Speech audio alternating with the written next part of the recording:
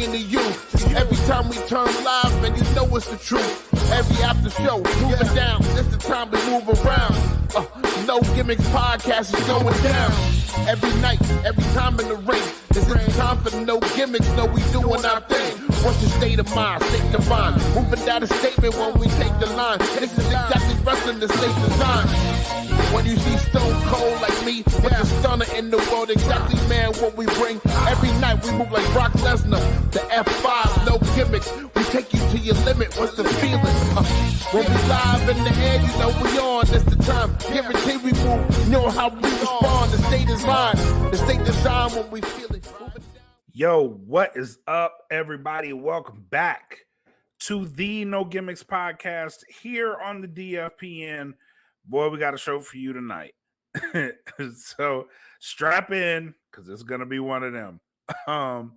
Before we get into the show, though, what I do want to do, the guy that does our themes, Montezi, he actually dropped an album today called Lisa's Son. It is a very, very good album. It's on all streaming platforms.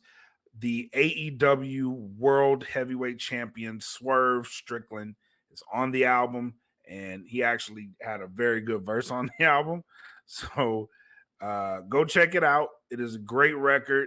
It's called Lisa's Son. Again, it's on all streaming platforms. I'm going to try to get him on the show soon to come talk about that record and what all he put into it. It's a really dope concept. So please make sure you go follow him and go check out that album. But salute to you, Montezi. Thank you for the theme song as well. And he was on Busted Open talking about his theme song. So good shit. Good shit, man. What's up, man.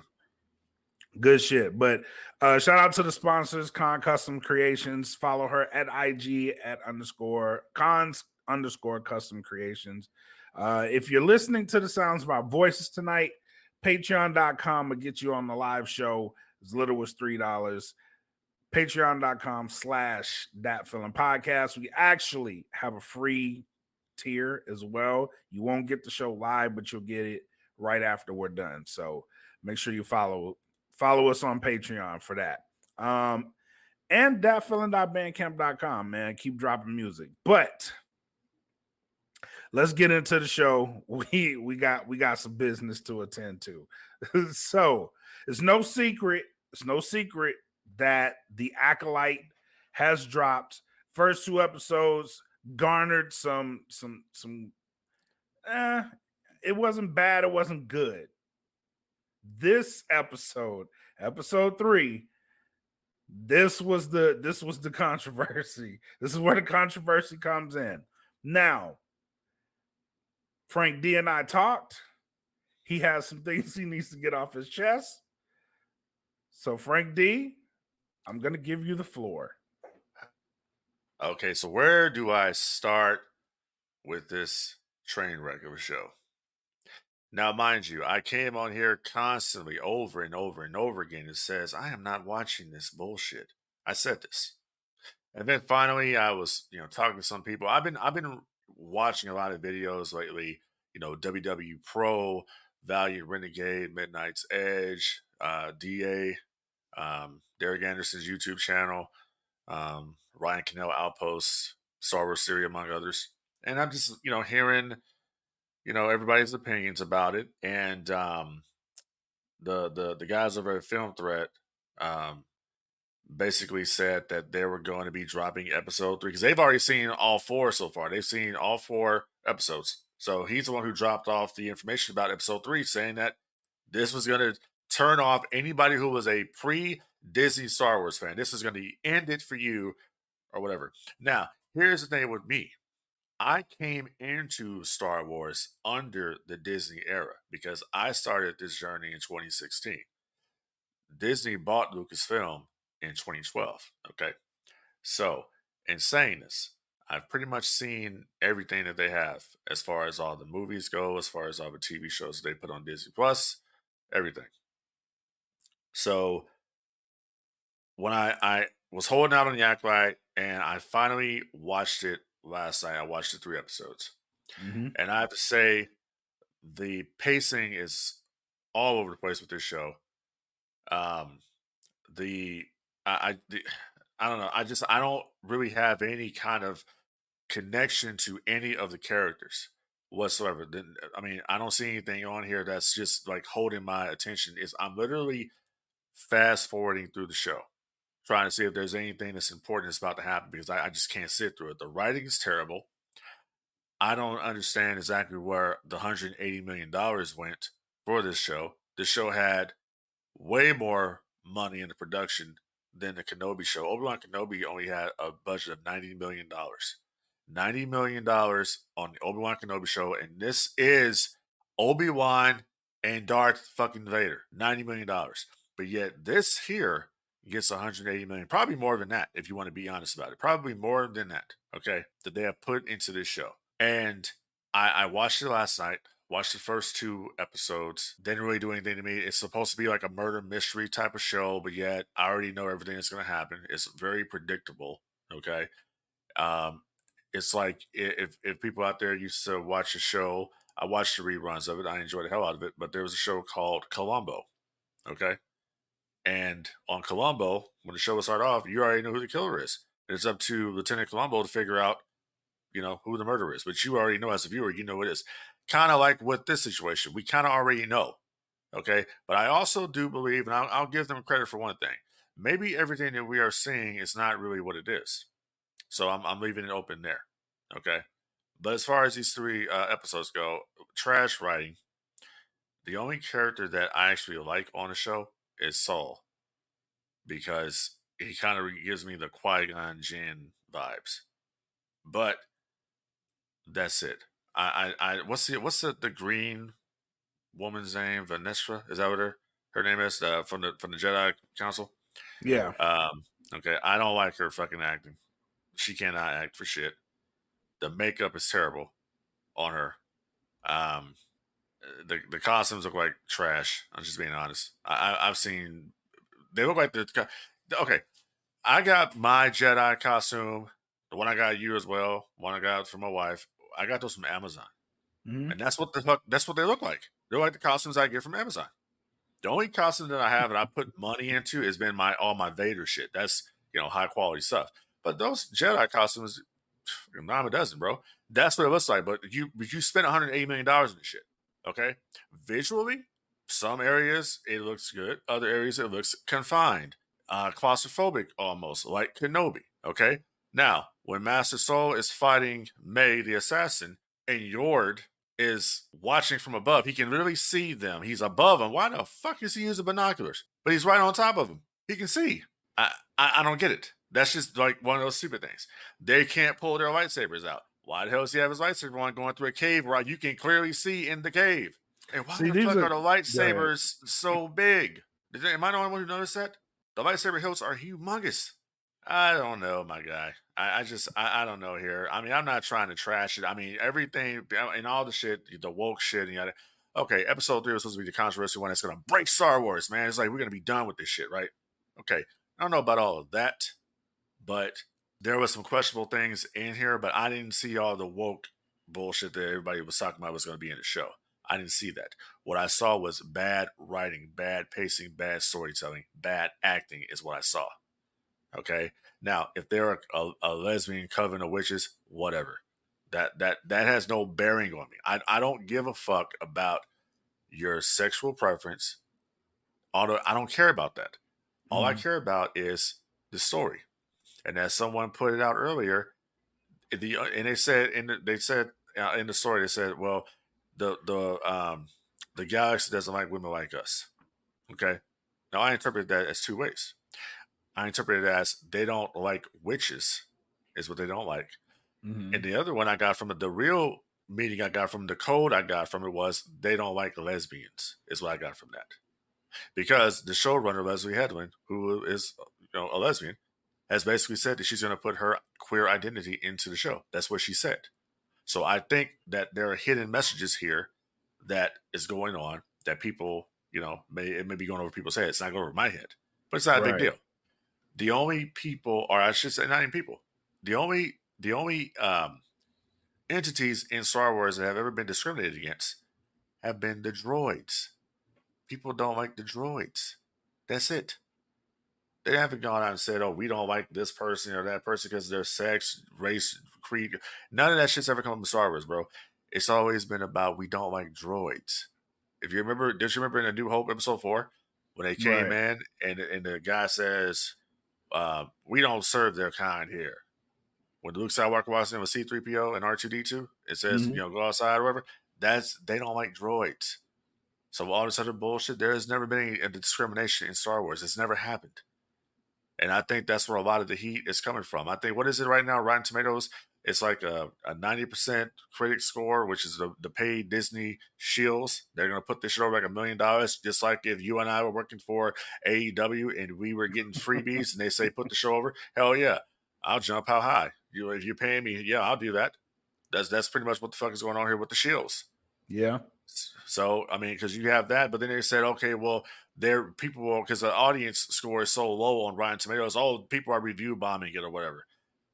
No, people are not review bombing it. People are leaving reviews. Just like if you want to say people are review bombing it, well, your critics review bombed it. Because you put it over and said it's the greatest thing since sliced fucking bread when it's not. It's trash. It has nothing to do with anyone's sexuality, politics, or any of that bullshit. It's just trash. Crap. I'm willing to give you that one. I'm willing to give you that because I had my thoughts on the first two. The first two I liked. The third one I didn't. But this is all preference, right? Preference for me is I don't need a whole episode worth of backstory. Give me about a good solid 10 minutes and I'm good with that. The whole episode being a backstory was kind of off for me. And like we said before the show, I came into this with a bias almost. Not really a bias, but with information that this was not going to be a good episode. And I don't like that I did that because I feel like I robbed myself of my true thought because I went into this episode expecting some of the things you said, like the witches, the lesbian stuff. Like I was kind of expecting stuff like that, just listening to reviews of people that had seen the episodes before I did, And I went to the episode knowing that this was the episode that was going to be the most controversial, and I was looking for stuff. Now, in the midst of me doing that, I wasn't really focused on too hard on the story itself. Although it was still hard to follow the story, I don't think I would have followed it if I went into it with an open mind to the point where I got everything that was going on. Right. So I ended up talking to a couple people because you were one of them. And shout out to Gibby. He was Gibbons. He was the other one. So I talked to both of you guys because you guys are the most knowledgeable. Besides you two and Jedi are the most knowledgeable people I know on the Star Wars front. So I was asking questions because I really was trying to understand this episode. Like, okay, there's a tribe or there's a cult full of witches, right? What are they doing? How are they? Because to me, it's like they interpreted the Force a different way, which is not bad, right? And I kind of equated that to religions of the world. People look at their God, and I think God is just God. People just interpret him a different way. And I kind of equated that to the Force and just trying to understand, okay, this is how they interpret it. This is what they think about it. Not really mad at that. And then looking at the lesbian aspect of it, I wasn't really mad, although it wasn't too in my face. Like you could tell that when they were calling them mothers and everything. It's like, okay, cool. Like that's not really a humongous deal, but when she says like they won't like people like us or something, whatever, however she said it. The people like us thing.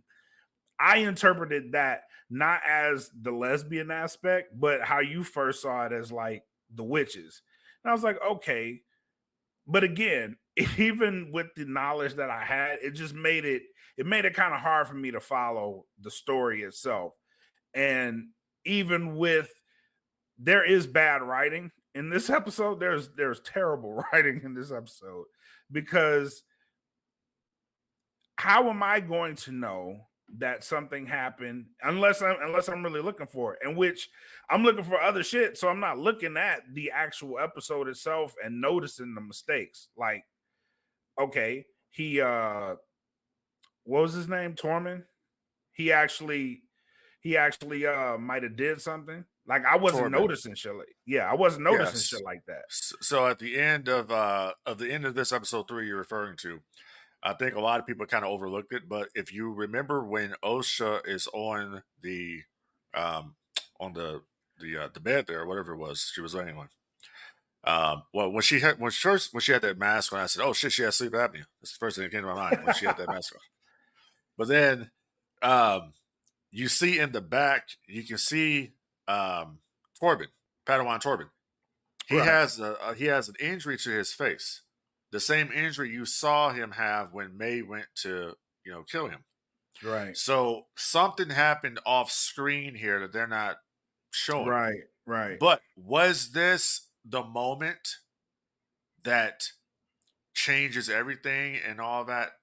No, it's I not, don't dude. think so. Because it's like you said, people can interpret it any way they want to.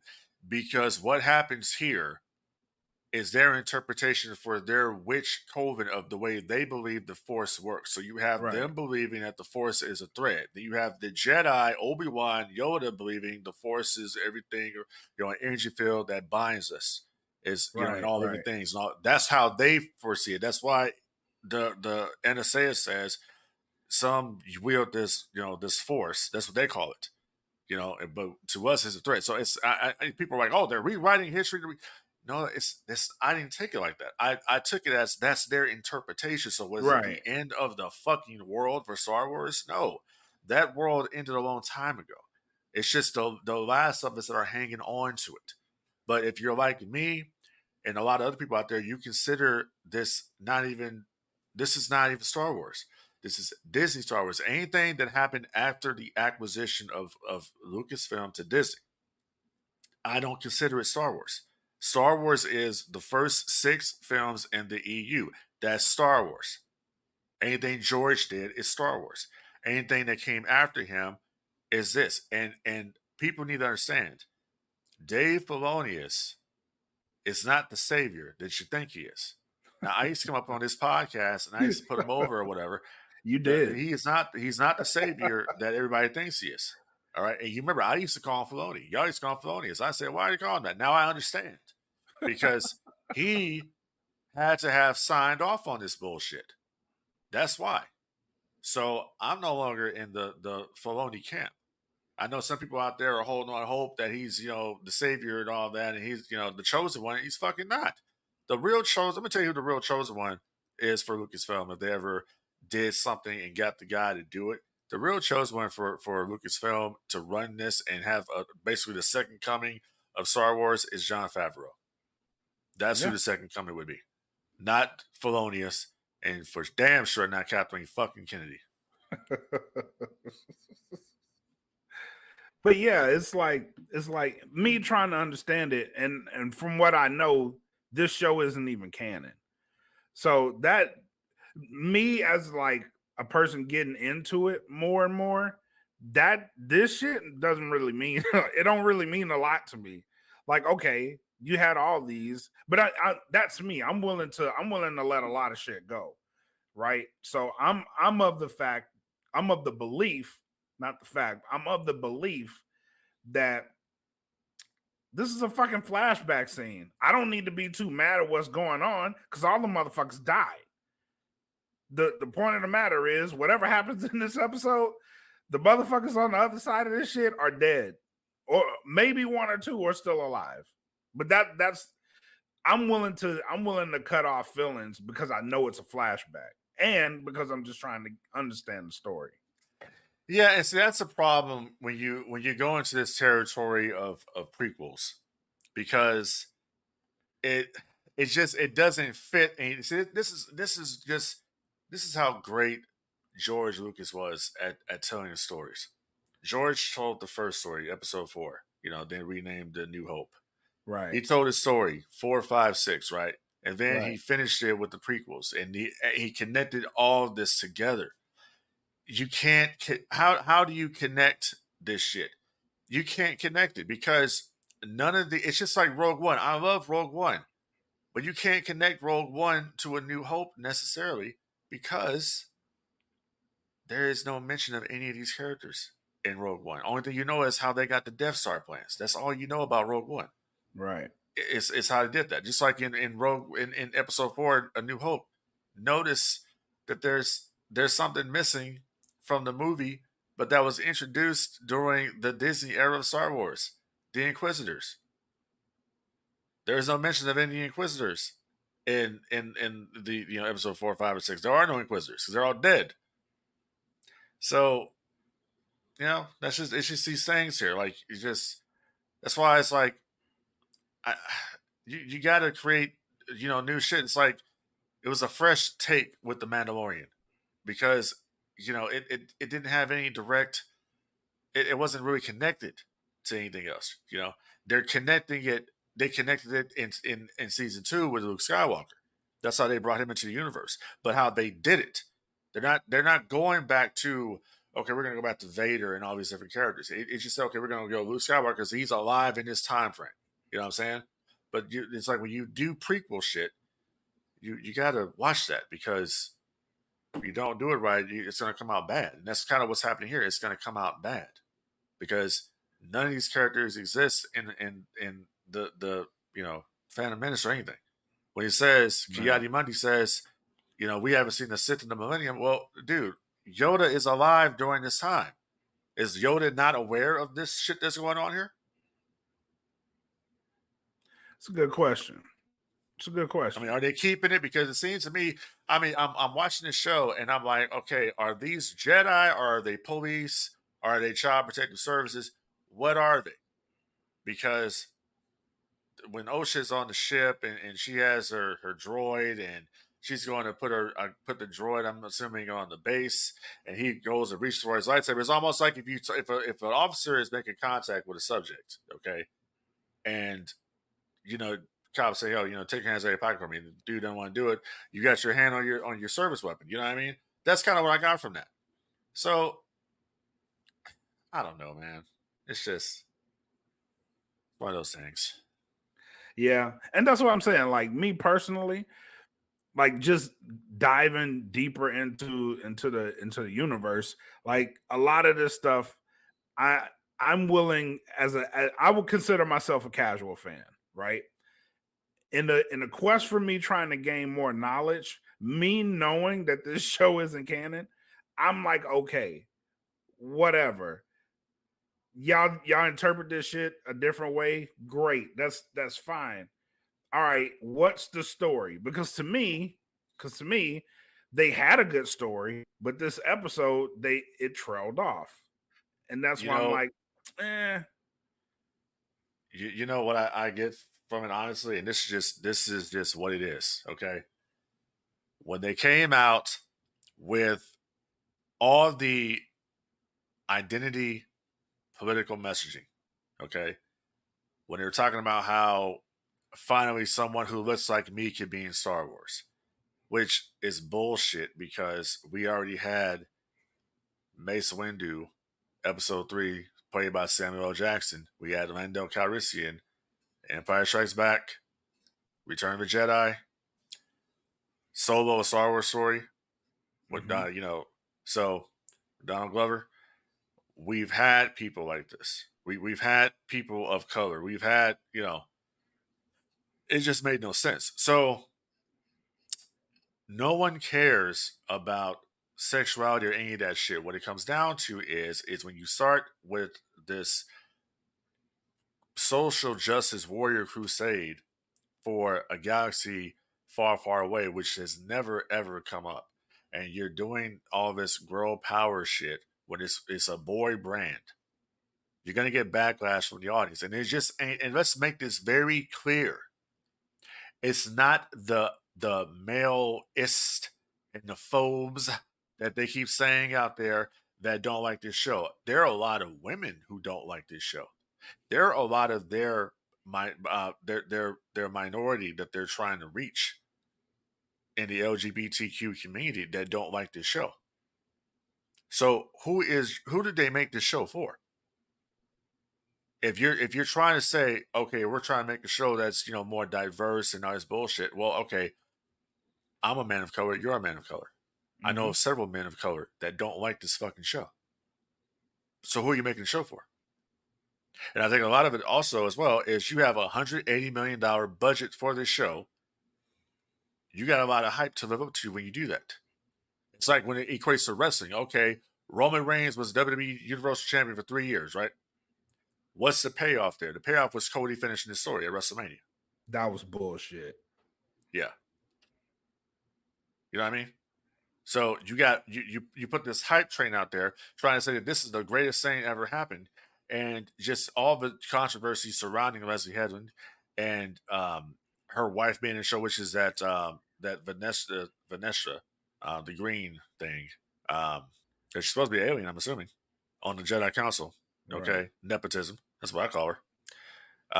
That's where all the controversy comes from. Had they not opened their mouths with their political messaging and the messaging that just goes across Disney as a whole right now, I don't think the backlash would have been as severe as it is. I think people probably would have been looking at it with probably more of an open mind, but ever since the messaging came out and Anakin destroyed the whole Death Star and all this bullshit, people just said, fuck it, checked out. The last remaining Star Wars fans that there were out there in the universe, they just checked out and said, we're not watching this shit. I'm willing to concede that. But let me offer. Well, you ain't got to concede it. You don't have to concede it though, because I'm telling you that's what it is. When you have a score on Rotten Tomatoes of something that's like 30%, I think it is, or less than that, that's telling you the audience isn't there. When you have Star Wars toys at Ollie's that just sit on the shelf that have basically been discounted, that tells you where the brand is at. Disney paid $4.2 billion to acquire Lucasfilm for the mere fact of we need a boys brand. And we could get that here with Lucasfilm, with Star Wars, and we will have Marvel, and we could have this. And somewhere along the lines, Kathleen Kennedy comes in and says, we're going to make this a girl's brand. The Force is going to be female. You cannot do that. It's like when WWF bought WCW and they said, oh, well, we have the WCW now. So all those WCW fans are going to come over and they're going to watch the WWF. It didn't fucking happen. Same shit. Okay. So let's talk about that Force is female thing, because I actually did some research on that. I think that's a mistake. I think that in itself is a misinterpretation, because Nike was running a campaign on the Force is female. Where did the Force is female come from, bro? Nike. Kathleen Kennedy. Yeah. Kathleen Kennedy. Yes. That whole thing is a misinterpretation. No, it's not. You had the Force Awakens. That was the Force is female. That's where they were going. That was her idea, was to turn the brand into a female brand. That's why they had Rey as the main character and to destroy the rest of the characters. That's what the whole campaign was. That's the Force Awakens. Okay. So, yeah. All right. So I'm telling you, look at that again. Look at that whole situation again, and look at the timing. It was capitalized on. Look at that. Go look at that whole situation. How long did that campaign last? That whole campaign lasted for like a year. It was a year prior to. We had 3 movies with Rey Palpatine.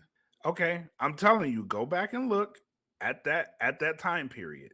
And look, I don't have to look at the time period. I'm listening to people that's in Lucasfilm that said that that's what she said. She said that they're going to come. She said we're going to take this and turn it into a girl's brand, and the males that are already there are just going to watch anyway. That's what she said. All right. All I'm saying, I'm not discrediting what you're telling me. I'm telling you that I've heard the stories from people in Lucasfilm that's what she said. They're going to take the brand. Because they already have Marvel, so they're going to take the brand and we're going to just switch it around and the men will still come. That's what she said. That Force is female. That was a push. What are we going to do that? We got the whole new character, Rey, and we're going to push her and she's going to be the new Luke Skywalker. That's what it was. Okay. Say she does that. She did it. All right. So let's go. 3 fucking movies. All right. Those movies are still not great. That's the fact, right? But before this show and before Obi-Wan, how many black women were in Star Wars? Daisy Ridley's black. I said before that and before Obi-Wan. Daisy Ridley ain't black, is she? No, she's not black. That's Rey Palpatine. Yeah, that's what I said. She's not black. But how many black women? What does black women have to do with anything? Because representation is important, and there are black women that are in the Star Wars. I know a lot of them. Okay, so I'm. What's your point here? What do you correlate this to? What I'm saying is I'm offering a different view, right? Yes, she shouldn't have ran her mouth for this show, but the fact that there is representation is important on the flip side of that coin. We had Reva and Obi-Wan Kenobi. That's what I said. Before Reva and before her, how many black women had you seen in Star Wars? And even Reva didn't get Wasn't there a black female in the Return of Skywalker? Or what is it that? What was the last movie? Rise of Skywalker. There's a black female in there. Who? She was at the end with Lando. I don't know. Maybe. Yeah. She was hanging around Finn. Okay, but as a lead character, I don't remember any because it's a fucking male brand. That's what I'm saying. But that's what I'm saying. A lot of this is people like to call it woke. That's great. That's fine. But it is representation. You do have fans out there, and if you can reach them, try to. I mean, try to reach them. If it don't work, it don't work. If the writing's terrible, the writing's terrible. You address that shit. But calling it an agenda is one thing, but representation does matter. That's what the fuck they said. That's what I'm saying. However you want to see that, the representation does. It's not how I'm seeing it. That's what the woman said. That's what Leslie Hedman said. I'm not just up here talking out of my ass. I'm not arguing that. Yeah, she said this shit. I'm not arguing that. But on the flip side of that, the representation is important. The communication, shitty. The representation is important though. What representation? The female representation. Okay, but what female characters are they trying to be?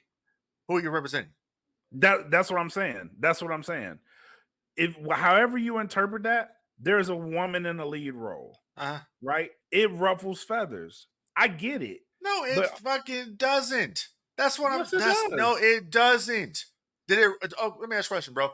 Did it ruffle our fucking feathers when we had Linda Hamilton out there as Sarah Connor? Was it ruffling anybody's favorite? Was it really? No, it was not. It does not ruffle our fucking. That is not. Absolutely not.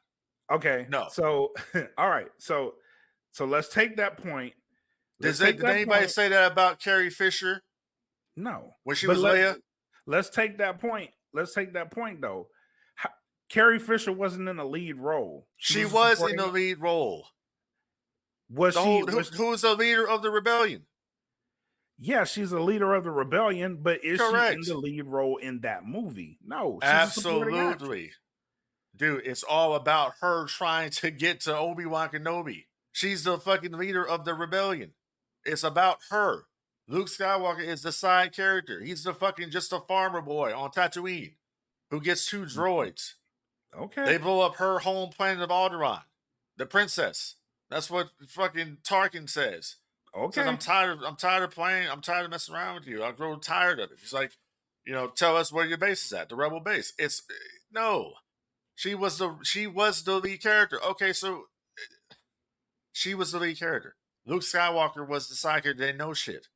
And then Obi-Wan Kenobi was the third. What do the credits say about Carrie Fisher? Was she the star of the movie? No. I thought the credits said Mark Hamill, Carrie Fisher, and Harrison Ford. That's what the credits say. Okay. Nice try though. Okay. You gotta remember something, bro. I watch this shit every fucking day. I know you do. But what I'm saying is there's outrage. There's selective outrage in this. And it's clear. And I'm gonna put this back on me going into these episodes with a clear bias to look at. The outrage is selective, bro. There is no outrage about the character being a female. There is no outrage about that. We don't care about that. That's what I'm trying to say. No one gives a shit. The only people that have an outrage about it is of motherfuckers that's putting out the narrative about the shit, which is the goddamn cast. No one cares about it. You know why people had a problem with fucking Reva? I'm gonna tell you what the problem was with Reva. Because we had a show about Obi-Wan Kenobi versus Vader. And it wasn't that. The original plan was altered because it was supposed to be a movie. But when Solo crashed at the box office after the failure of The Last Jedi, they did not go through with the plan of what they were going to do. Reva was supposed to be killed by Vader. That was going to be the end of it. She was going to be killed by Vader. But they kept pushing the story. She was originally supposed to be killed in the original script because it was a movie. So they took the script for the movie and turned it into the shit we got, which was the Obi-Wan Kenobi show. The main selling point of this show, and I remember the trailer like it was yesterday, the main selling point was the return of Hayden Christensen as Darth Vader, Anakin Skywalker, Ewan McGregor coming back as Obi-Wan Kenobi. And then in the trailer of the movie or the show, they played Duel of Fates, which you did not hear any of that fucking John Williams music in any of the show until the last episode when you heard the Force theme and you're the Imperial March. So basically, it was a bait and switch. Nobody cared about Reva because it was a poorly written character. No one cared about it. That's the only reason why. It wasn't about that she was a black female or female. I'm telling you this as a black man. It wasn't about that. It's because we wanted Vader versus Obi-Wan. That's not what I'm saying either. That's not what I'm saying either. I'm not saying that they don't like it because of that. I'm saying it can ruffle feathers, but on the flip side of the bad writing and shit, the representation was important. That's what I'm saying. Which representation? The fact that you do have a black woman in a lead role or in a role, because I'm not gonna say she was a lead character because the show was Obi-Wan, but you had her as an important figure in that show. We're not used to seeing that in the Star Wars universe. Call it what you want. I mean, I don't remember any backlash from Natalie Portman when she was Padme. That's what I'm not arguing that. But that's representation, I'm not arguing that at all. Yeah, but I was just saying that's representation, right? Yeah, that's representation. But what I'm saying is you do have them in these roles. They're important people. If the writing is bad, address the writing. You can't address it. It's already done. But what I'm hearing as a casual fan, if I go into it knowing that I have to be on the lookout for stuff that possibly alters the series, like it's gonna take me out. Like it really will, man. Like I want to be able to enjoy it. But if I'm hearing all the talk about what's potentially worse and bad about the series, and I'm going into a series like that, I'm already on the defensive of what I need to look for and how bad is it. And as a casual fan, that sucks. So if the writing's bad, talk about the writing, hold the studios accountable. But for what I heard from this episode going into it, I didn't hear the writing was bad until after the episode had dropped. Before the episode, I heard, well, this thing's going to change the whole Star Wars universe. This thing is going to take all the Star Wars fans out of the series as a whole, out of the side. It's going to take you out of Star Wars. You won't be a Star Wars fan. That's all I heard. So if I'm going into the episode like that as a casual fan, I'm already knowing like there's an agenda behind this whole episode. What do I need to look out for? Like I don't, as a casual fan, I don't want to be going into those episodes like that. Yeah, you need to sell out the internet.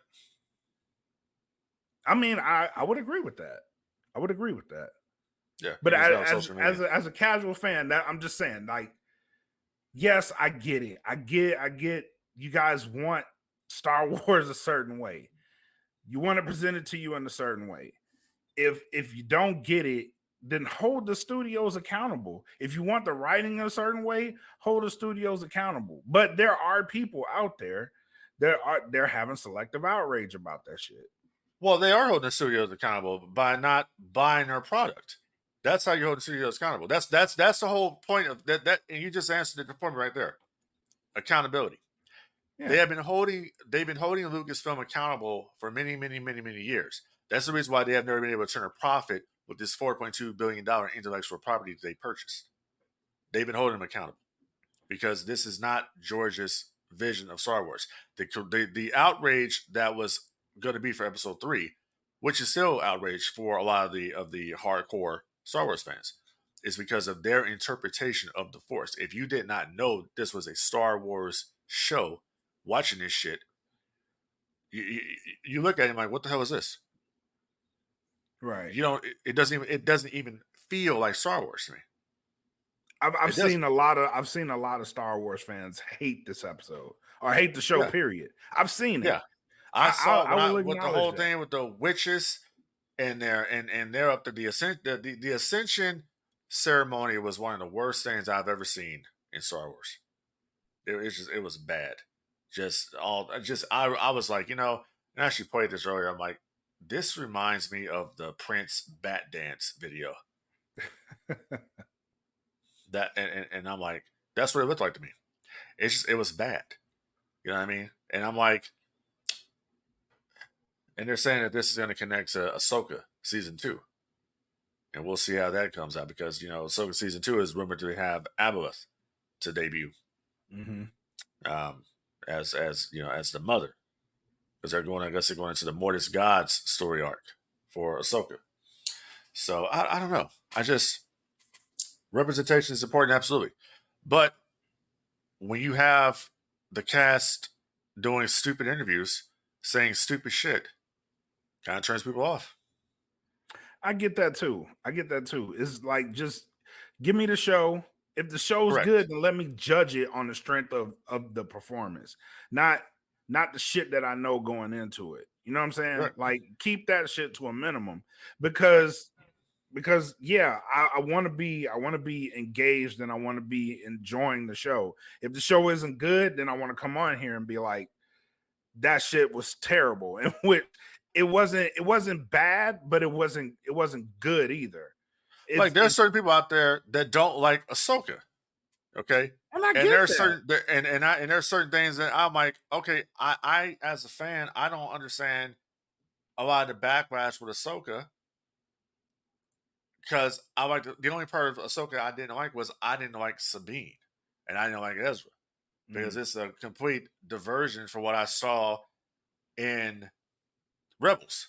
Mm-hmm. So I don't think that they were presented correctly. And that's what showed me that Filoni doesn't know what the hell he's doing.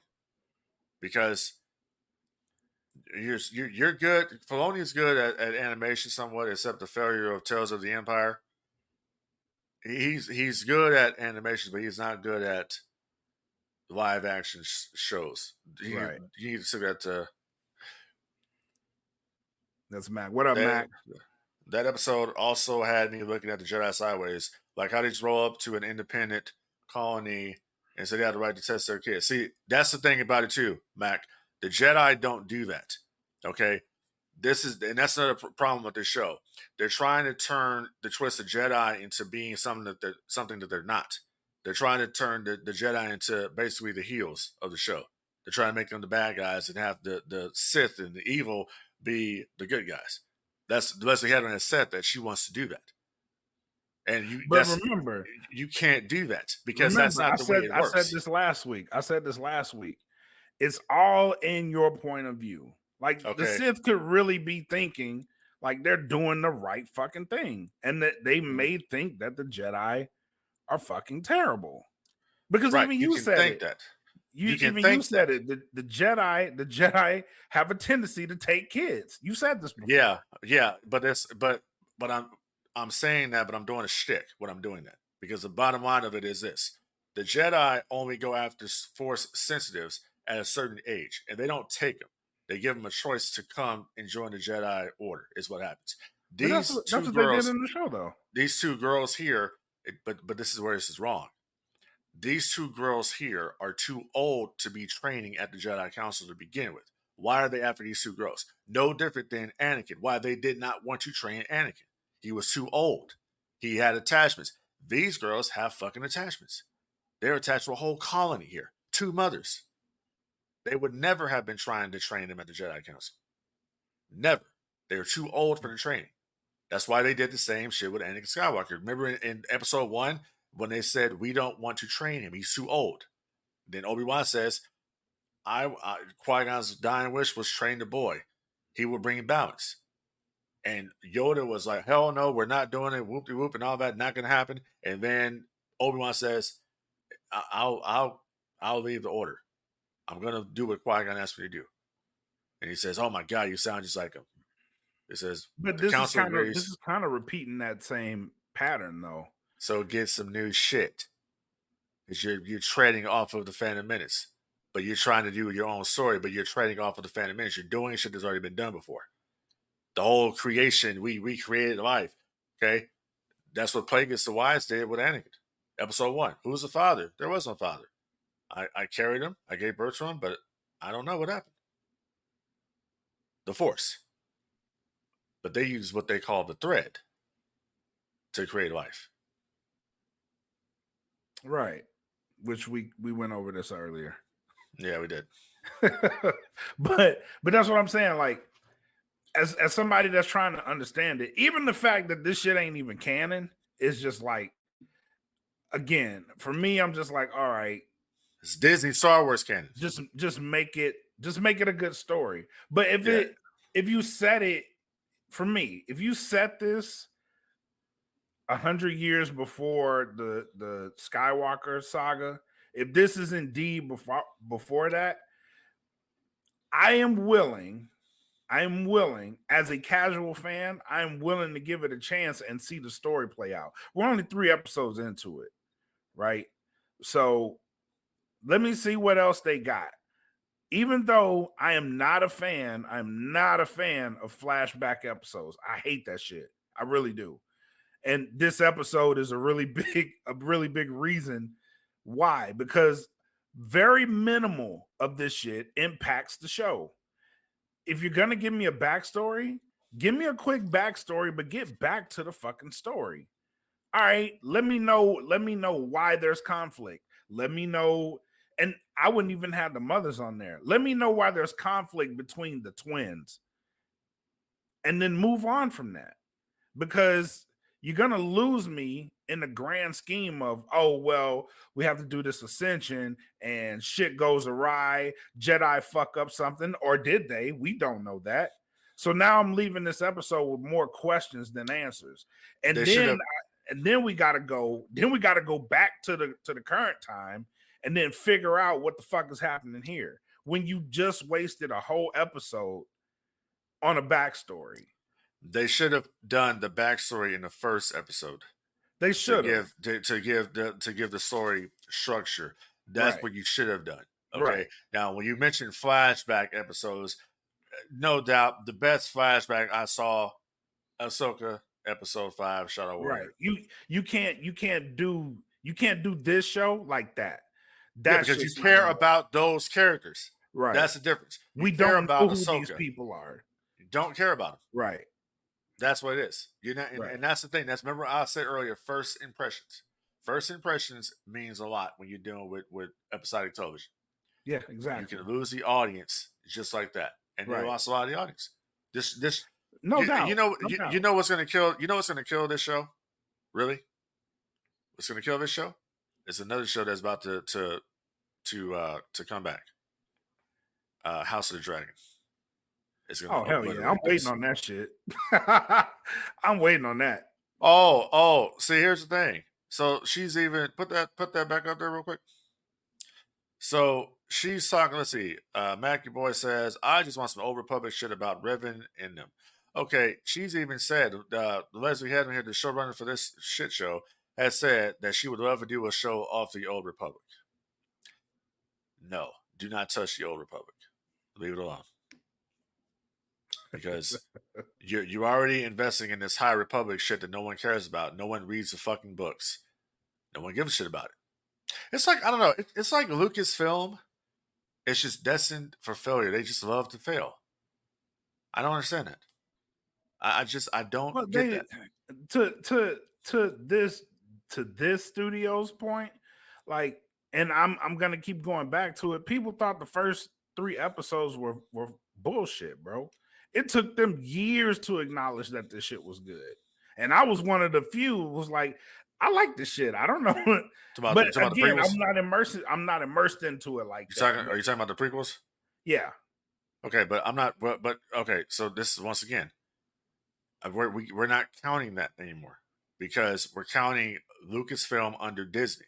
That's But why that's what I'm it's saying. Disney Star Wars. That's what I'm not saying. Star Wars. To this period's point, Mhm. people didn't like those until People didn't years like, later. yeah, but people liked Revenge of the Sith. Right. That was the only one. They didn't like the Phantom Menace. Right. Or so they say. It made a lot of money. But people will say, well, The Force Awakens made a lot of money too, but people didn't like Rey. I went to theater and saw it. What people liked about it was the first Star Wars movie since 2005. So it was something to go watch. And It was new. people's Yeah. interest. It was new. That's what it kind of was, you know. But it's the same thing with this show here. It's like, it's not going to age well. It's not going to age well because number one, the fan base is so divisive. Anyways, you're going to a segment of the audience that is not even supporting your fucking brand. That's the problem. They're not supporting it. They're a very small minority of fans. No different than AEW. With their small we talked about this minority before the show of too. fans. Correctly. Y'all are correct. That's what you're doing here. You're going after people that are not supporting your fucking brand. They're not buying shit. Whole episode was just filler. We didn't need a whole episode about the kids upbringing. That was to establish the characters here, to make you care about them. We didn't care. We did not give a shit when we saw all the witches laid out dead. It didn't have the same feeling when in Revenge of the Sith, all the younglings are down on the ground and they're dead. Who could have done this? It's a lightsaber. Who could have done this? You had emotion about it. You cared about that. Like, what the hell? These are younglings. Who would do this? And I think that's what they were going for here, and no one gave a shit. It didn't have the same feeling, the same meaning at all. Right. But yeah. Again, I am willing to let it play out. I on the strength of the first two episodes weren't that bad. This one was not good. It wasn't terrible, but it wasn't good. So steer this shit in the right way. Come back to the current time. Now that we've experienced the saga of the past, come back to the current time and give me something great out of it. Otherwise, you're gonna lose me. And to go back real quick with your representation here of females, okay? We have been seeing that with Star Wars. Like I said, the Force is female. This is a continued thing, way past the Nike shit you were talking about, because we saw that with the Book of Boba Fett, when Boba Fett basically was a side character to his own fucking show. Fennec Shan was the main character in that show. Okay. Yeah. You go look at The Mandalorian, season 3. Horrible fucking season. The worst season of the whole damn show. Who was the main character in that one? Bo-Katan. Yep. It's not so much that people are just up in arms because it's a female. No.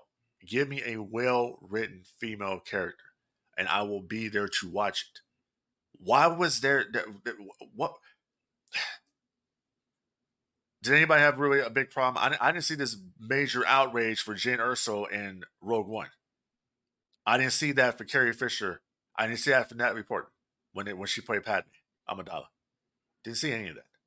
So it's not a female that's the problem. It's give us a well-written female character and a well-written story, and we're there for it. We don't give a shit who it is. We don't give a shit about your sexuality. We don't give a shit about your race. Just give us a fucking entertaining story. But the rest of the bullshit aside that we don't care about. When you people watch these shows, you watch them to escape the real world, is what you watch them for.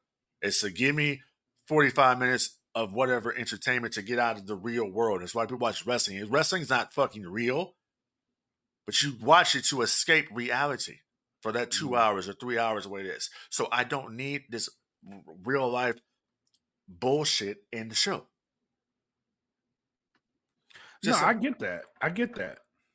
But that's part of my anger with this particular episode too, because I did come into it with a lot of outside talk. Now I had to watch the show with the outside talk attached to it. If I really liked it, then I needed it to be. I don't want to ever be in a position where I feel like I have to like something because a whole bunch of people don't. You know what I mean? I don't want to be in that position. And I want to like that shit because I watched it and the story gripped me. I came into this episode in which I was kind of angry about the shit afterwards. It was like I came into this episode expecting some fucked up shit. I didn't really get that, but again, that had an impact on the way I watched the show. And I haven't watched it again to like cleanse the palate and see like what exactly I didn't like about the show itself. I do know that I didn't like the writing of the show. And I do know I didn't like the flow of the show, being that it was a backstory that I'm probably not going to care about at the end of this season. I'm probably going to get to the end of this season and be like, that episode had no fucking bearing on what the rest of the show had to do, which in turn makes it a bad episode. It How they doesn't wrote have. It doesn't have, to me, and this is just me saying this. It doesn't have any bearing on me. Period. Anyway, because I don't acknowledge it as Star Wars. Period. Right. It's not And Star Wars. I hear people say that too. And like that's good, but for me, and now this episode kind of put me on like the AEW WWE shit and the divisiveness. Is like, okay, if I'm trying to be a casual fan and watch and enjoy, then the outside talk, I can't pay attention to it because I'm gonna come into the episode expecting some whole other shit. You know what I'm saying? Like I'm gonna watch this thinking I have to be on some sort of side, and I don't want to do that. I don't ever want to do that with the entertainment. Right. But I get it. I get people want what they want too. So, but yeah, absolutely. We spent the hour on this shit. So it's gonna be a big win. Oh shit. Well, we spent an hour on it. We spent an hour on it because honestly, there's not a lot happening right now in wrestling. But if you want to delve into, I guess we can delve real quick into the death of WCW, our initial reactions to it. Yep, we could do that. So I haven't finished the second episode, but I do have a feeling of where they're going. One second. So I guess tonight I'm reading this real quick as we're doing the show. As we're doing the show tonight was Dynamite, and it says the Elite have challenged 5 of AEW's best to blood and guts. They did that at the beginning of the show. Actually, because they why the fuck do you just had a gimmick match? Yeah, I didn't have enough time to really react, but I know they went after Swerve. They wanted Swerve to be their fifth. And I can see Jack Perry. He still has no burns. Whatever. Let's talk about a real organization that once existed, WCW. All right. So before we really dive into the 2 episodes that they dropped, I haven't watched the second episode. I haven't finished it, so I do know that it's on like the Medusa run. It starts with the Medusa run and how the title and the trash can shit affected them. I haven't finished it though, so that's my task afterwards. But I guess we'll just talk about the first episode. Then, the first episode gives you plenty. It gives you plenty to the point where this morning Ric Flair sent out an apology, a public apology to Eric Bischoff, Vince Russo, and who else? Jim Herd. He sent out a public apology to them, which is big, man, because he blamed those 3 people for the death of WCW. And he sent out an apology saying that he wasn't aware of the corporate workings and everything going on behind the scenes after watching these two episodes. But that's actually huge. But you mean to tell me that Bischoff was telling the truth all along? Go figure. But somebody that we had on No Gimmicks, Neil Pruitt, was a contributor to this episode. A book that you actually recommended to me by Guy Evans. Guy Evans worked on the show. So there's a lot of things coming together.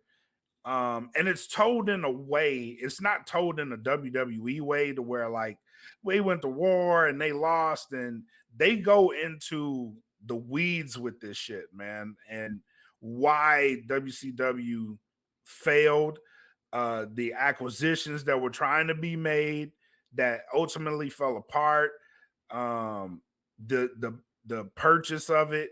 It's really well done. The first 2 episodes are really, really well done, based off what I'm seeing so far in the second episode. But the first episode was they went into the weeds with a whole bunch of shit, man. Yeah, and that's the thing about it. So I did see that tweet from Ric Flair, that public Mhm. apology to Russo and Bischoff and Jim Herd, and just for him to apologize to fucking Jim Herd was crazy to me, right? Right. But he did that, and I guess tomorrow he's going to be on Eric's podcast, and they're going to talk, and they're going to debate the money, they're going to debate the death of WCW, but Rick wants to kind of have a clean slate, so we'll see how long it lasts. But he wants to have a clean slate with people because Bischoff has been, and it's completely shits on Meltzer and Alvarez's narrative Yep. in their book of the death of WC, their book. They did the death of WCW because Bischoff has been saying this all along. He said the beginning of the end. People think, oh, it was Stark in '97. No, this had nothing to do with creative. Right. Nothing to do with nothing. This had to Right. do with the internal structure at Time Warner, the corporate entity that owned WCW. The moment that Ted Turner sold Turner Broadcasting to Time Warner was the beginning of the end for WCW Yep. because Time Warner did not want wrestling. Turner Broadcasting, other than Ted, didn't want wrestling, He was but their Ted biggest was ally. loyal. Correct. Right. Ted, and he owned the company. So Right. Ted was loyal to wrestling because it helped build Superstation WCBS. It was Right. Georgia Championship Wrestling that helped put that on the map. So Ted was always loyal to it. And then the Crockett's had the financial issues, and then Turner bought that and then turned it into World Championship Wrestling. Okay. Right. Eric said that at their height, he could do no wrong. And it was August of 1998. He went to a meeting, and it was at the offices. And he says that he goes to this meeting, and a couple people there he knew, but a bunch of people he did not know. And these people were going to tell him how to produce his show. We're Right. not going to do what they're doing over at the WWF, which Eric says they had basically took his formula and Yep. took it over there. And Yep. we're not going to do that. We're going to sterilize and neuter WCW, is what happened. Right. And he But said this.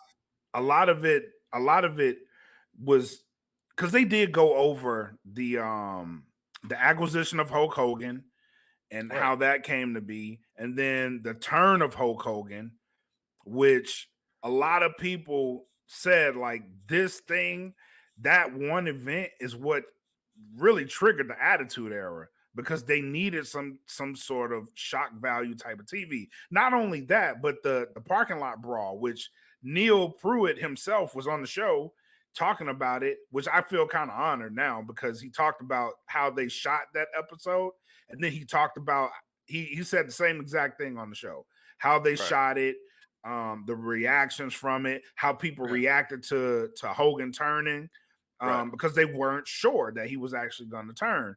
But the fact that you had these and you built momentum off of it, and the WWE was actually trying to replicate that, you had The Rock on the show saying like, damn, how come we don't do shit like that? You know what I'm saying? Like, that's big. And for them to acknowledge like this thing really kicked off really the height of pro wrestling, it really triggered this thing going to the heights it went.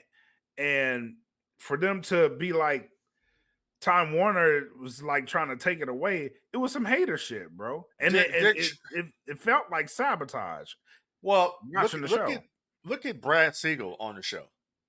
Just Right. Brad Siegel's just even to this day, his disdain for professional wrestling because he never understood. Even Eric, and a good follow up is anybody who's listening to the show is to watch Eric Bischoff's live reactions to the death of WCW on this podcast on 83 Weeks on YouTube. Yeah, because he goes in there and he took some shots at Brad Siegel. He took some shots kind of at Bret Hart. Bret Hart was on there. How Bret, it took some shots at Booker T because Booker T wanted to say some shit, and he says, and this is what Eric said. He says, I'm really disappointed because he says, Booker said that, Hulk Hogan was selfish and all this other shit. It's like, Eric says, I love Booker T to death. Respect Booker T and all his contributions. But Booker T doesn't know what the hell he was talking about because Booker T wasn't in those meetings. He wasn't there. You weren't. None of these people were there. He's like, what could Medusa possibly add to the story? You weren't in any of these meetings. You were not there. You were not in the court meetings. You were not in the dressing room when they went the day of Starrcade 97 and they went there to talk to Steve Borden, Sting, to go over what they were going to do to finish and to say that his head was not in the game. It's well documented that he was going through a lot of personal issues at the time. And Hogan is about to do a big thing here, like what he did for Warrior at WrestleMania 6. We're about to do it again. We're going to put the strap on Sting. We've been building this story. We're going to put the strap on Sting, and WCW is going to come on top here, and NWO is going to have to rebuild. That was the story until they saw the mindset of when Sting walked out of there, Hogan is like, brother. Like, he's not ready. He's not. Because Hogan. They said this on the show, too. Hogan was smart enough to know that because they say, Hogan always second guesses shit a lot. But he was right on the money with this because it would have just killed the whole damn thing. Yeah. Why would Hogan, and this is the thing that kills me with people, why would Hogan, knowing the contract Hulk Hogan had and just how much money he was making off certain things, why the fuck would he want to do something to make it fail? That makes no sense. No, that's killing his money. It's killing his money, and that's what it's about, the money. Yeah. So say, it's creative control. And what the fuck are you talking about? Why would he want to sabotage that? Right. As money as he was going to make with Sting, they knew what they had here. Why would he go to sabotage that? He wouldn't. They said clearly Sting was not in. Sting has admitted his head wasn't there. He could hide in the Raptors at that time. He didn't have to do anything. He just could be the scary guy in the Raptors because he had shit going on in his personal life. He got saved. He was born again in August 98. That's when he was born again. I know this for a fact because I met Sting when I was living in Santa Clarita, California. Canyon Country is where I lived. I met him. Okay. And how I met him is because somebody I knew went to the same church as him. And I met him, got his autograph. This is when he was in the Wolfpack. Because he had just saved, was just born again. Right. So they're not lying here. So his thing was like, he says like the whole thing with Bret Hart. That's been debated to death about Bret. And Eric says that when Bret came over there, Bret's head was not in the game. It was not the same Bret Hart he talked to a year before this. Because Bret was still pissed off about Montreal. So there was no motivation there when he got there. Right. You can kind of tell when Bret comes out on Nitro, and I'm a Bret Hart fan. I'm just shooting the shit how it is. His heart ain't in it. To this. Yeah, he didn't want to be there. If you go back to that first Nitro, Bret came out there in Charlotte before Starrcade, right? When they said Bret was going to be the special referee of the Bischoff versus Zbyszko match. The winner gets Nitro. Bret did not want to be there. He looked miserable to be there. He did not want to be at WCW. You can clearly see that. So Eric said his heart wasn't there. So he says he's not surprised that Bret Hart wants to talk shit on here because this is Bret Hart. He says he said he just saw Bret a few weeks ago in England or whatever, and Bret was there and they spoke for a few minutes wherever. He met Bret's wife and he just says, Bret he's just miserable.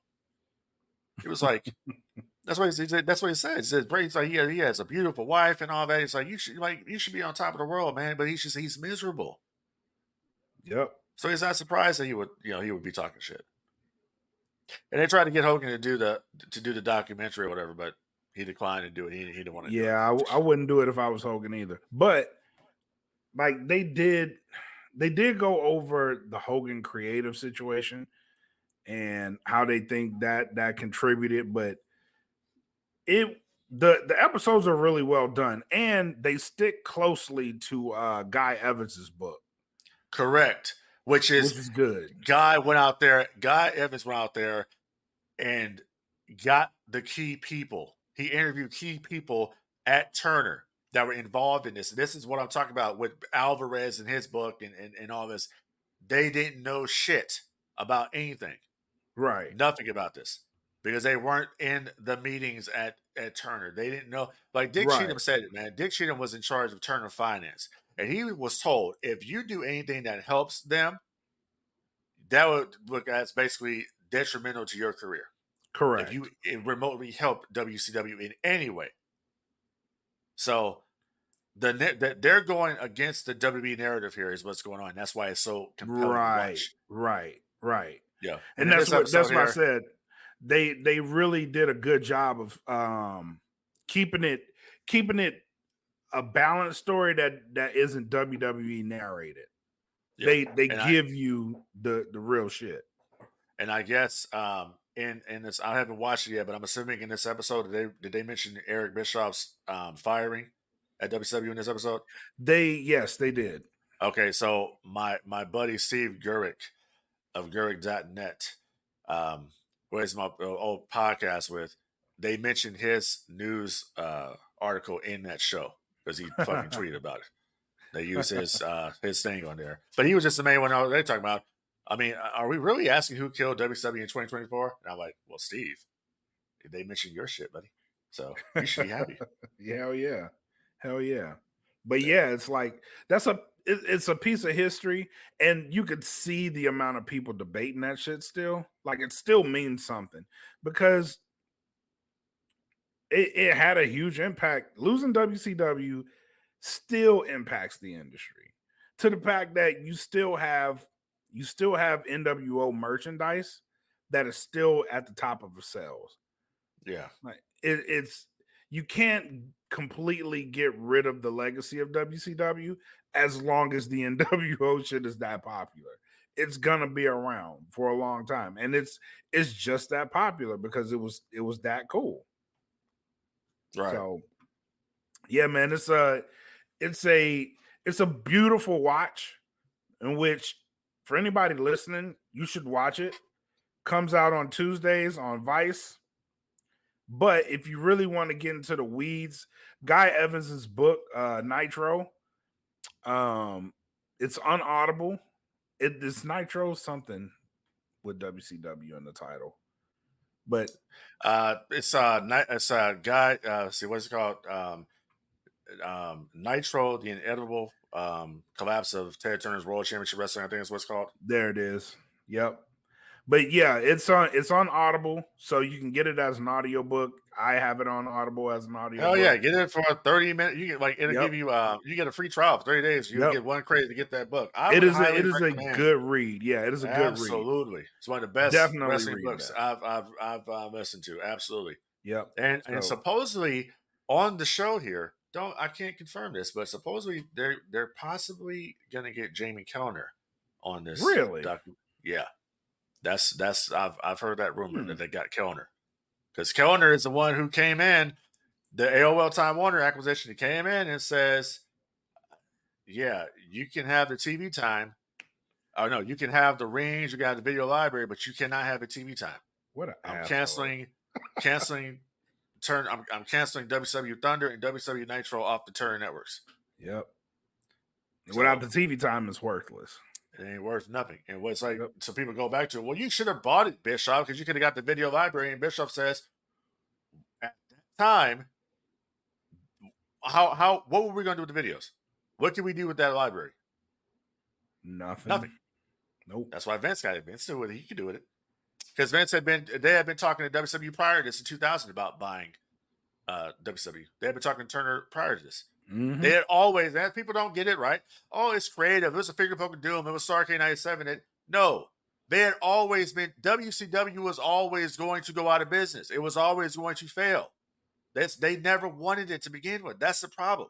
And then when you hear about all the crazy accounting of how much money WCW had made and how much money was allocated to WCW, and then that's the death money. Correct. That's the death. So when you hear people talk about, well, WCW lost $60 million in this and that, yeah, motherfucker, they lost it because the money they had was being diverted to other areas. And if those other areas took losses, they put it down as WCW because guess what? They had two sets of books. Yep. and fuck them. That's pretty much what it was. Yep. We got 2 different books and fuck them. And They're they were gonna trying take to the beef loss. it up.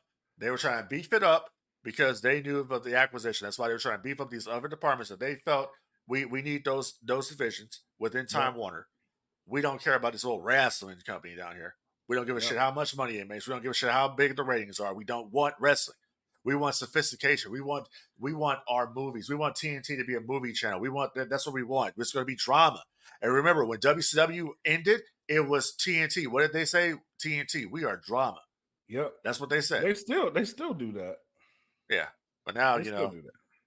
It's a different hierarchy now, and wrestling is acceptable again at Turner. But for how much longer though? That's the point. They're not going. AEW's not going anywhere.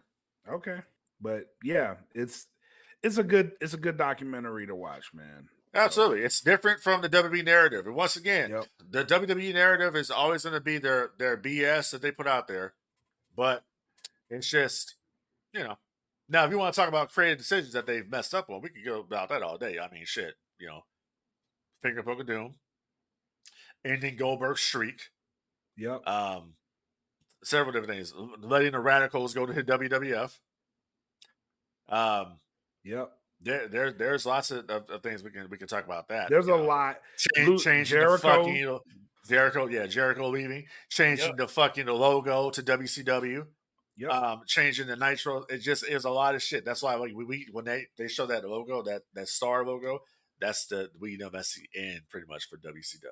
When they show you see that logo, that's just bad. That's just bad shit. You know who I want to talk to now? Vince Russo. I want to know how vindicated he feels by this documentary. Well, Vince has his own YouTube channel, so he talks about it all the time. So he talks about how he feels. I'm pretty sure he's going to talk about this Ric Flair shit. Oh hell yeah! Hell yeah! I mean, why not? But it is cool. It is cool seeing him getting this shit lifted off of him. Yeah, I mean, I've always said I'm a Russo supporter. I've interviewed Russo several times. I'm a Russo guy. I've interviewed Bischoff. So yeah, I've always like that whole narrative. I mean, because like you said, Booker T says, "Oh, well, it had to be the person that had the checkbook, Eric Bischoff." Like, how do you say that? And you say this shit about Hogan. How do you say that, Booker? Because I asked Booker T when we interviewed Booker T. I asked him about the promo he did at Spring Stampede '97 when he says, "Hulk Hogan, we coming for you." And I asked him, I said, "Did he have any heat after that?" And he says, "No, I actually got a push after that." I said, "Oh," he says, "Yeah, Hogan was cool with it. Hogan had no problem." So I think that's kind of where Eric was like, "Book, what the hell?" Yeah. And I hate saying it like I'm gonna say it, but it's like the guy works for the WWE now. You know what I mean? Like I don't know what the environment's like over there anymore, but this kind of talk is kind of norm for anybody that's over there. Well, it's the same bullshit narrative. Right. It's the same bullshit narrative because guess what? Booker T, the last night that Hogan was at WCW, Booker T got the strap. Yep. Okay. So at that point, I mean, it was already damaged goods. This is what people you gotta understand. The company was damaged going into 1999. It lost momentum. It was done because WCW was suffering in '98. I remember watching it. I watched back now on the network just how bad the shows are because creative freedom is gone. Once you got the black and white and the wolf pack, correct, that shit started going downhill. Correct, absolutely. And then we got another Macho Man versus Hogan feud. There's a lot of creative shit, but kind of their hands were kind of tied there because they're basically the network is telling you what you can and cannot do. Right. And that a lot of people don't know that, but they explained that on the show too. Right. Like it looked like the shit was being sabotaged. Like they didn't want this shit, which is fucking terrible, bro. Because if you don't like wrestling, that's fine. But you also have to understand too, Like people, these are real people with jobs, bro. Like you're gonna not all of these people are gonna be able to go to the WWE. Not all of them. Well, And really the ones that you really want there, they fucked off on your money. So they ain't gotta go. They can sit home and collect paychecks. Well, they said so. It's funny you mentioned that because on the last Nitro, they had Shane McMahon had a kind of like a rah-rah. Told all the WCW employees, he says, we have purchased WCW. He says, but and everybody in this room, if you want, will get an opportunity to come to New York, to come to the WWF, is what he said. Mm-hmm. And they said the WCW, the WWF lawyer was there and says, hey, we're going to have a meeting this week in Atlanta, and you guys will come. And we're going to talk about the future plans, what we're going to do for WCW. When I got to the office at WCW's offices, they were all given a box to get their shit and escorted out by security. And that's the end. Crazy. And that was it. And Tony Schiavone says, Tony Schiavone said he went to that WWF meeting that day and realized there was nothing there. It was just going to happen. He already had another job interview lined up somewhere else. Mm. And he had inquired about going over there. He wanted to come and work on the network in its infancy. Mm-hmm. And, Tony Schiavone said it was a typical, we'll get back to you. Because Bruce Pritchard, I guess, tried to get Tony a job over there. Right. And it didn't work. And at the last minute, when Tony was signing with AEW, that's when they said, oh, we got something for you. Tony said, fuck you. Too little, too late, motherfuckers. Yeah. Right. And I tell you, Tony Schiavone, I'm already a Tony fan, but I'm even more of a bigger fan now of Tony ever since he dissed Drake. You heard about that, huh? Yeah, I told you about it. Shit. Yeah, people don't know what I'm talking about. On Tony Schiavone's Whatever Win podcast, a fan asked Tony Schiavone, says, what did he think about the Kendrick Lamar and Drake beef? And he's like, what are they beefing about? He says, you know what? He says, I'm not, I listen to some rap. I think it's cool. He says, and I was in an Uber one day, and the guy was on the radio, and he just could not sing. And he says, and it was Drake. He says, oh, so Conrad's like, oh, so you team Kendrick? He says, well, I haven't heard Kendrick, but Drake is terrible. So there you go. That's Tony Schiavone. Hey, the man's being honest. Yes, he got my respect. Shit. Oh shit, man! Final thoughts. What you got? No, the final thoughts is I guess we were gonna see where this show takes us. Well, you're probably gonna see. I don't know if I'm gonna be able to watch that shit. I'll just probably look at the recaps to see what happens. But people need to stop freaking. People need to stop freaking out. It's not the end of the fucking world. It's not. It's not. Look, I am Vader, literally. Okay, that's my Star Wars. I'm Vader. All right, that's what I go by. It's not the end of the fucking world. This is a fictional situation, people. It's not real. It is what it is. You don't like it, don't watch the fucking show. That's all I can say about it. You don't have to watch it. That's true. Watch it. Do what I do. I can watch it, or I'll just stick with Rebels. I'll stick with the Clone Wars. I'll stick with the original 6 movies, or I'll start doing my own fan film shit. You know what? Why are you talking about that? That's an idea that actually popped into my head. Like, if there's a lot of negative talk about it, I would love to see some fan made shit. Well, there's plenty of it out there. There's lots of fan films out there. They have what is it? Darth Maul Apprentice. Mm-hmm. That fan film. I actually watched that one on your recommendation. Yeah, good. It's a good fan made film. Absolutely. You got the Vader fan film that I told you about. You have the Star Wars series Vader Episode 1 fan film. There are lots of. There's an Obi-Wan Kenobi fan film that pretty much stole everything. The Obi-Wan Kenobi show stole everything from this fan film. Excuse me. We can come on to start ourselves. It'll be badass. Yeah. And I want to do it. And I'm going to start writing a fan film. My fan film is going to have some very interesting shit that I'll talk to you about off the air. All right. Because I don't want anybody jacking my shit. I got some ideas. I actually talked to Rob about this as well a while ago, like months ago. Say, hey, I'm thinking about writing some shit and doing something. So, do that shit, man. That's what I'm thinking about doing. Just to show, like just go out there and do something. You know what I mean? Like, Yeah. do something on a scale, and to have maybe a female lead character that is a well written female character. How would that be? That'd be awesome. That would be awesome. Honestly. Yeah. But other than that, people, it's hot outside. It's hot as hell. So especially if you're in Texas, watch out for the scorpions because the motherfuckers are out. Watch out for the snakes because they're out. Yeah. We got some alligators in some of these ponds around here, especially around North Texas. So watch out for them. And once again, people, it's hot as hell. The pavement is hot. Do not walk your dogs on the hot ass pavement. Simple. And other than that, help control the pet population. Have your pet spayed or neutered. And once again, as I always say, long live the Empire. Oh shit. Good show today. Oh yeah. Man. Oh yeah. And then when you're NWO, you're NWO for life. But yeah, we're coming up on the anniversary of that shit. We are.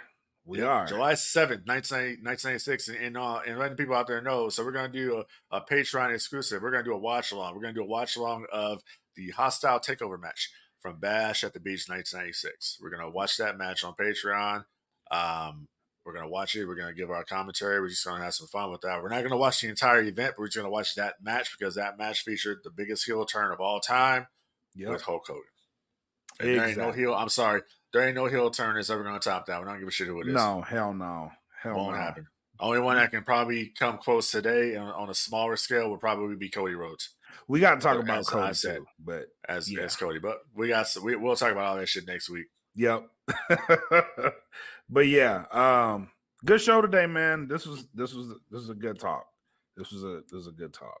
It's always what we do here on No Gimmicks. Yep. Keep in mind we got Fallen Star Fridays. Everybody's dropping. USDN is going to be dropping another show. Eat the Cake Anime has dropped the show. Shout out to them. Make It Make Sense. Doing his thing. Shout out to Mac, aka your boy. He's been on the roll. Smoke Pit is going to be live on Patreon this Friday. So make sure you guys tune in. Make sure you follow us at thedfpn.com as well as our Facebooks, groups, and pages. Just stay in tune and follow us. If you like it, man, shout us out. Also, shout out to River City Wrestling in San Antonio. We're actually sponsoring one of the wrestlers, Brandon Weiss of the Flock and Brawlers. Shout out to you. Make sure y'all go check out. They have a show coming up soon. Make sure you go follow them on Facebook. Get the info for the show. Go ahead and watch them. Also, this weekend we have MPX The Purge. Maya World is going to be going up against Athena. I'm going to that shit. That's going to be a banger. And we also have Mission Pro Wrestling, Summer Lovin'. We actually are sponsoring a match there too. So make sure you guys tap in, man. So follow us, tap in, look at these wrestlers that we're sponsoring because they're all good. And follow them, man. Show them some love and show them that you are supporting them. But other than that, I got nothing, bro. You got anything else? No, that's it, bro.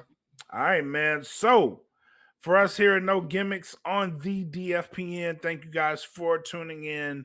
Tune in next week. Until then, enjoy what the fuck you want to enjoy. Peace. And I know it's all business, all business, all business. We give them no gimmick. Yeah. And I know it's all business, all business, all business. We give them no gimmick. Yeah. And I know it's all business, all business, all business. We give them no gimmicks.